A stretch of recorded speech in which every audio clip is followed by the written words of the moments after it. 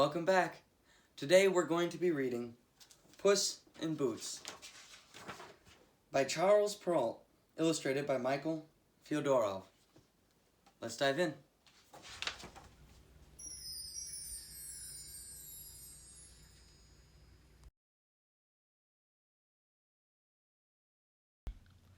There once was an old miller who, when he died, left his mill, his donkey, and his cat to his 3 sons. The sons easily divided these things among themselves. The eldest son received the mill, the second got the donkey, and the youngest was left with the cat.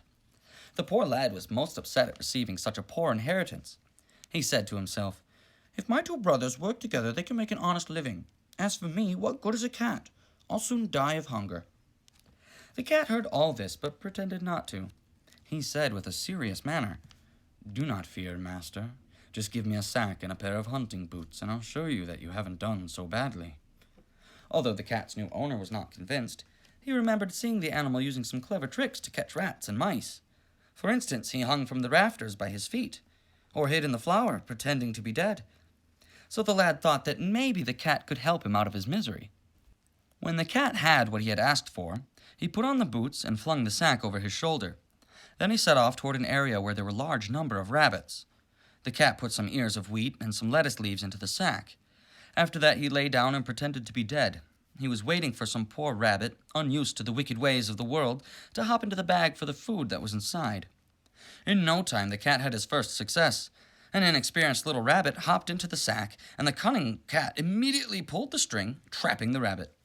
Pleased with his hunting skills, the cat went straight to the palace and asked to speak to the king. He was taken into the royal apartment. There, with a deep bow, the cat said, "Sire, I bring you a wild rabbit.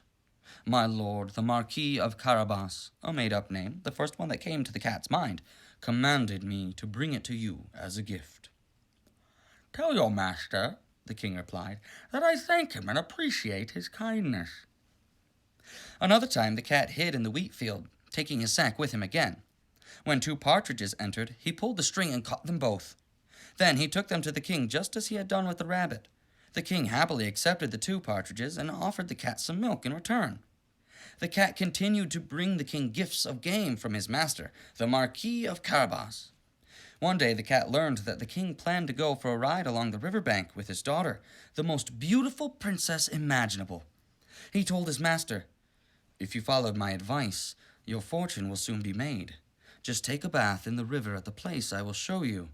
Then leave the rest to me." The Marquis of Carabas did what his cat advised him, though he had no idea what good it would do him. While the Marquis was bathing, the king passed by. The cat began to shout at the top of his voice, "Help, help, the Marquis of Carabas is drowning." Hearing these cries, the king put his head out of his carriage window. He recognized the cat who had brought him so many gifts of game and ordered his guards to go to the aid of the Marquis of Carabas.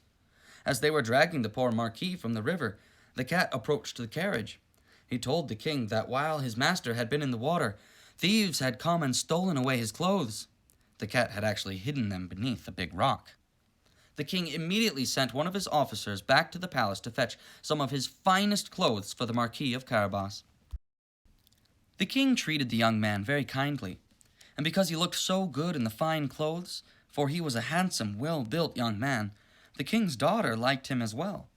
After just 2 or 3 respectful but tender glances from the Marquis of Carabas, the princess fell hopelessly in love with him.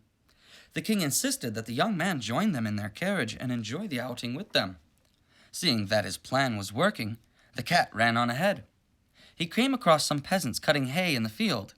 He said to them, "Good people, you must tell the king that these fields belong to the Marquis of Carabas. If you don't, you will be cut to pieces like sliced ham." Soon the king passed by and asked whose fields they were working. The cat's threat had frightened them, so they replied together, "They belong to the Marquis of Carabas." "You have some fine land," the king said to the Marquis of Carabas. "As you can see," replied the Marquis, "these fields provide a good crop each year."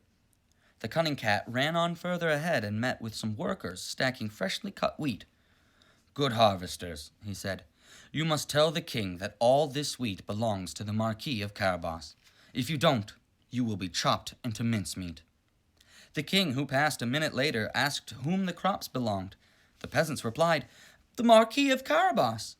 The king commended the Marquis on his fertile land. The cat continued to run ahead of the carriage, saying the same thing to everybody he met.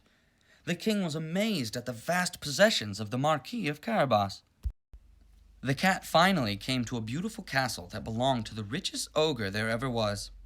All the land the king had passed through belonged to the ogre's castle. The cat had taken care to find out who this ogre was and to know what he did. Now he asked to speak to the ogre, saying it would be rude to pass by his castle without dropping in to pay his respects. The ogre received him with as much kindness as might be expected from an ogre. "I have been told," said the cat, "that you have the ability to change into any kind of animal, even a lion or an elephant." "It's true," replied the ogre harshly, "and to prove it, I will change into a lion." The cat was so frightened to find himself face to face with a lion that he scuttled up onto the roof. This gave him some difficulty, for his tall boots were not suitable for going out onto roof tiles. After a bit, when the ogre had changed back into his usual shape, the cat came back down. He had admitted being very afraid. "I have also been assured," he went on, "that you can also change yourself into a very small animal, like a mouse or a rat. I must confess, I find that impossible to believe." "Impossible?" bellowed the ogre. "Watch this." He immediately changed into a mouse that began running about on the floor. As soon as the cat saw this, he leaped upon him and gobbled him up. Meanwhile, the king saw in passing the castle of the ogre, and he wanted to go inside. Hearing the sound of the carriage on the drawbridge, the cat rushed out and said, "Your Majesty, welcome to the castle of the Marquis of Carabas." "Why, sir," exclaimed the king, "this castle is yours as well. I have never seen anything as beautiful as this courtyard, with these buildings around it. May we go inside?" The Marquis gave his arm to the young princess, and they followed the king into a huge hall. There they found a banquet laid out. The ogre had prepared it for some friends he had been expecting that day. The friends, however, didn't dare enter when they learned the king was there. The king was as enchanted by the excellent qualities of the Marquis of Carabas as was his daughter, who was obviously head over heels in love. After considering the vast wealth the Marquis seemed to possess, the king turned to the young man and said, "Well, sir, it is up to you if you wish to become my son-in-law." Bowing deeply, the Marquis accepted the honor, and he and the princess were wedded that very day. The cat became a great lord, and never again ran after mice, except for fun.